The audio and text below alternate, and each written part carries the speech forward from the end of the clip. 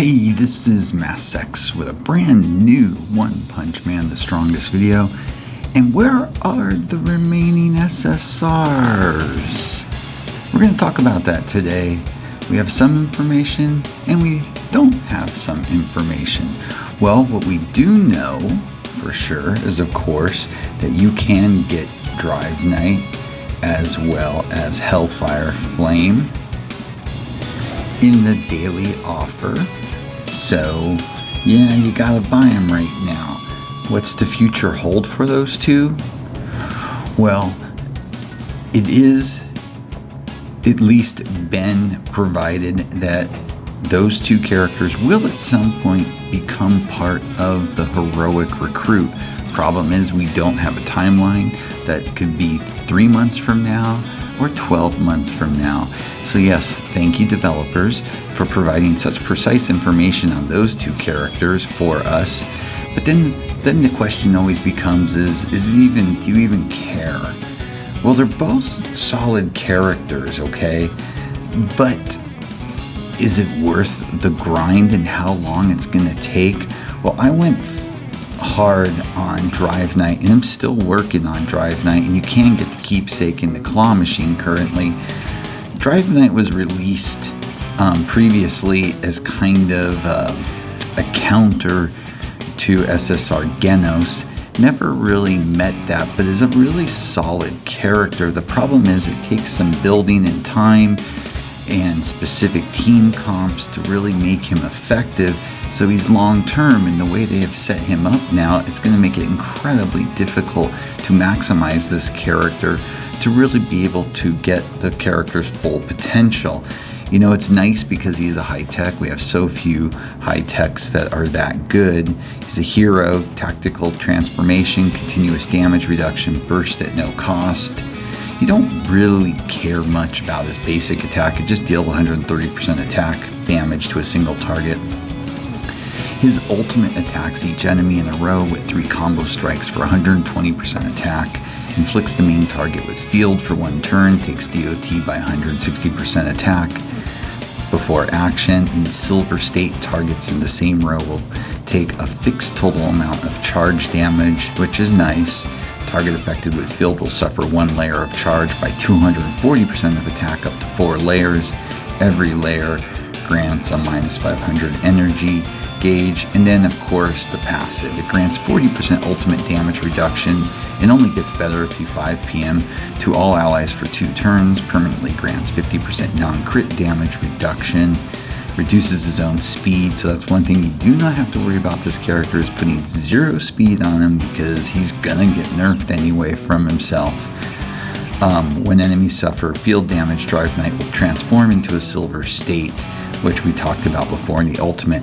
Really good character. I mean, you could set him up with Awaken ATT and a bomb build, and it's really nice. The problem is, of course, let's be honest, the building, how they've set us up with this, so it's not very proactive, and most players are not going to have the time, the money, the effort to even bother with this, which is a shame because of how they set it up, because it is a nice character, but it does take some building, to say the least, to maximize this character. So I don't know if for global this character will ever be able to be at its full potential before it's irrelevant. So definitely a character that honestly for most is going to be, I don't really care about because of what they've done to us.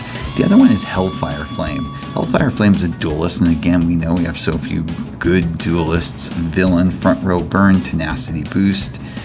The basic attack is 130% attack damage to a single target, increases his own max HP by 20% for 2 turns, which is nice. His ultimate attacks each enemy in a row with 3 combo strikes for 30% of the main target's HP damage. Won't exceed 30% of Hellfire Flame's max HP. Has a 100% chance to inflict burn on the target for 2 turns.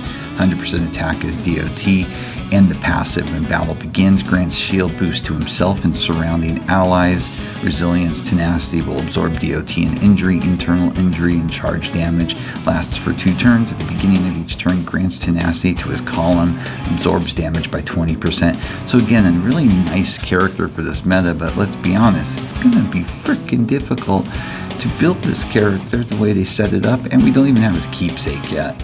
So for me, these are pretty much two characters that most players aren't even going to care about, besides maybe trying to get for their collection, but long-term building is really going to make these two characters really non-existent for the most part. But we even have more characters that we've heard nothing about. For instance, Pig God. There has been no info provided at all of when this character will be coming or not be coming, which is a shame. Hellish Blizzard, SSR, again, nothing at this point that we've heard anything about how they're going to release this character, if at all, anytime soon. And the last one, which I probably get the most requests for, is Suryu. Well, Suryu is interesting because we do have a little information on Suryu.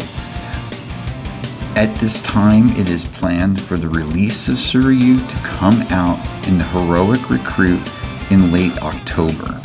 So that is some bit of good news, because this will make it readily available to everybody. So fingers crossed the developers do not decide to change that. But at this time, that is the current plan for Suryu. And making this character available, of course, in the Heroic Recruit will make it much easier for people if they want this character and want to build this character. If you're not aware, Suryu is a grappler and a martial artist, back row attacker, and powerful charge. His basic attack attacks a single target with 2 consecutive strikes for 140% attack damage, grants you tenacity, which is nice with the bomb builds that will be coming. His ultimate attacks each enemy in a row with 5 consecutive strikes that deal 120% attack damage. Every layer of charge will deal charge damage by 160% attack. And the passive for this character grants 1 layer of charge every time after getting tenacity. So you can see how this kit works now. Up to 2 layers. Increases 25% attack for allies with charge, and permanently grants 40% non-crit damage free. So yeah. Suryu is another interesting character like the first 2 we spoke about that are currently available, and can be helpful in different types of builds that you want to do. Now again, this is a month away from what we're looking at, so we will circle back around with this character and see if it does come out then, and if it does, we'll talk about builds and if it's worth pulling for this character. But of course, being in the Heroic Recruit, it's much easier for everybody, so definitely a character to consider if you weren't already. But outside of that, that's all we really know right now.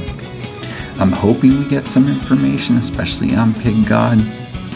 But this time, that's about all we got with the remaining SSRs that we are aware of that should have come out for global. Let me know your thoughts on this.